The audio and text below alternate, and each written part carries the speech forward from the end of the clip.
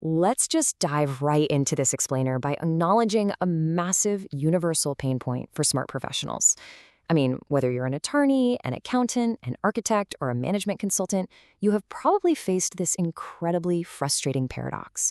Why is it so incredibly hard to bring in new business when you're an absolute expert at what you do? We've all seen it, right? Brilliant practitioners who completely hit a wall when it comes to growth. Well, today, we're going to unpack the groundbreaking concepts from the book, How Clients Buy, to finally demystify professional sales. So, why do brilliant experts hate selling? Look, if you've ever felt oily or sleazy or just totally inauthentic trying to pitch your services, you're absolutely not alone. We're going to explore exactly why traditional selling feels so unnatural for service providers. For a lot of us, the very idea of going out there and pitching feels like it completely undermines the expertise we've spent decades building. It just feels gross. But why is that? Dominic Barton, the former global managing partner of McKinsey and Company, actually summed this up perfectly. He said, "If I mentioned sales in our firm, I'd be hauled up in front of our professional ethics board. It's just not the way we think." I love that quote because it brilliantly illustrates what we're talking about here. In the professional services world, sales is practically a dirty word. It gives top experts the absolute heebie-jeebies. And the authors of our source material found this over and over again.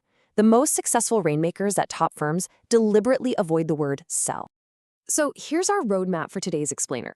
We'll cover the Rainmaker's Conundrum, products versus credence goods, rethinking the sales funnel, the 7 elements framework, earning respect and trust, and finally, becoming a trusted advisor. Part 1. The Rainmaker's Conundrum, the commercial imperative. To kick things off, we really have to look at the harsh reality of professional services firms.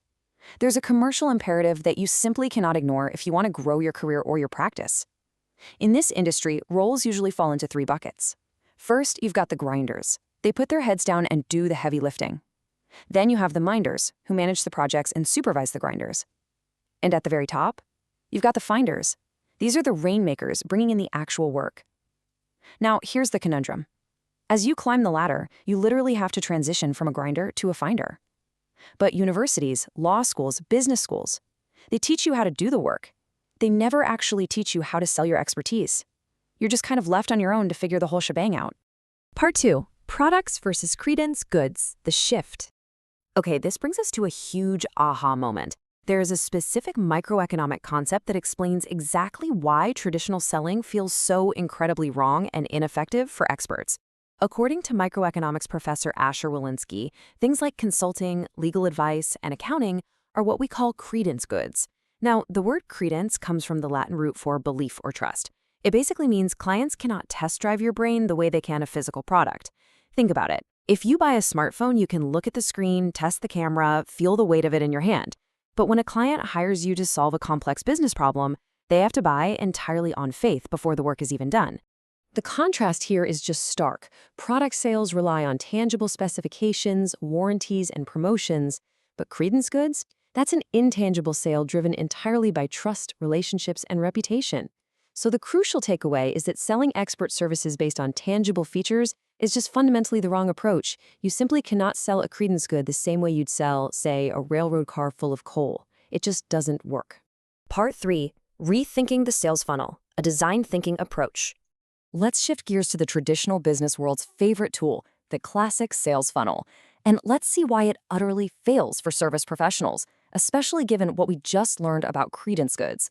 I mean, we've all seen the movie Glengarry Glen Ross, right? That super aggressive, always be closing mindset. The traditional funnel teaches us to generate leads, aggressively pre-qualify them, pitch hard, and close the deal. But treating clients like they're just targets to be manipulated, that just totally alienates them. Shoving a complex, high-stakes credence good through a rigid step-by-step closing funnel is practically a recipe for disaster. So instead of constantly asking, how should we sell, we actually need to borrow a page from design thinking. Think about the design firm IDEO. They redesigned the standard children's toothbrush into that fat-handled squish gripper simply by watching how kids actually hold a brush. It was a massive breakthrough just from changing perspective. We need to do the exact same thing and reverse engineer how clients actually hire experts. We've got to start from the client's point of view and build a process that supports their natural decision-making journey. Part 4. The 7 elements framework. The solution. This brings us to the core solution of our explainer, the actual journey a client takes before hiring you. By deeply understanding this process, you can transform your whole business development from a stressful, pushy pitch into a highly supportive relationship. We're replacing that rigid, top-down funnel with a cohesive, interconnected journey. Because let's face it, the traditional funnel assumes a perfectly linear path, but in the real world of professional services, a client might jump around. You might meet someone who is already interested in what you do, but they just don't know who you are yet. This framework maps out the exact preconditions that absolutely must be met in a client's mind. Let's walk through these elements. And remember, every single client has to hit these 7 preconditions before pulling the trigger. First up, they must be aware you even exist. Second, they have to understand your specific niche. Third, they need to have an interest in how your work solves their actual goals. Fourth, they must respect your track record. Fifth, they absolutely must trust you. Sixth, they need to be able to pay and get organizational support. And finally, they must be ready, meaning the timing has to be just right.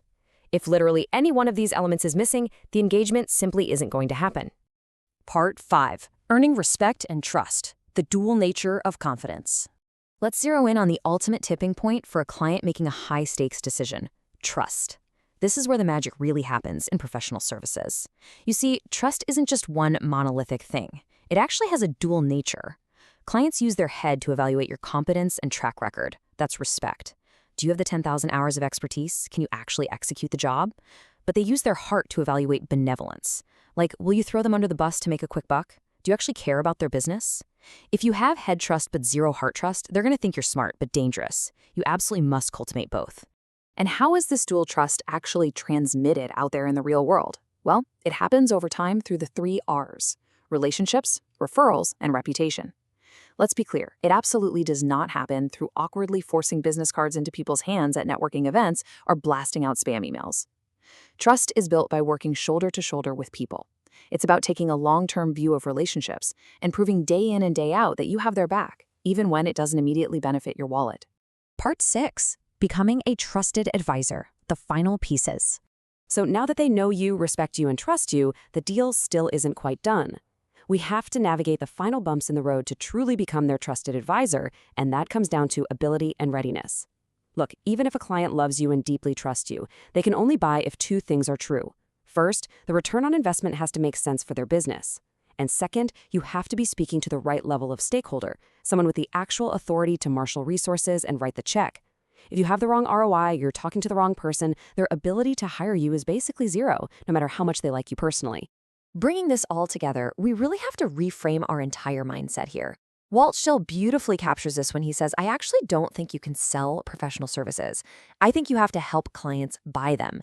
That is a massive paradigm shift. You aren't manipulating anyone into a sale. Instead, you are a trusted advisor, patiently waiting and supporting them through those 7 elements, totally ready to solve their problems when the timing is absolutely right for them. So as we wrap up this explainer, I want you to ask yourself this question as you build your own practice. Are you still trying to force credence goods through an old-school product sales funnel? Or are you designing your approach around how clients actually buy? Consider how you can start supporting your clients' journeys today. Focus on building that head and heart trust, and I promise you, the rain will start to fall.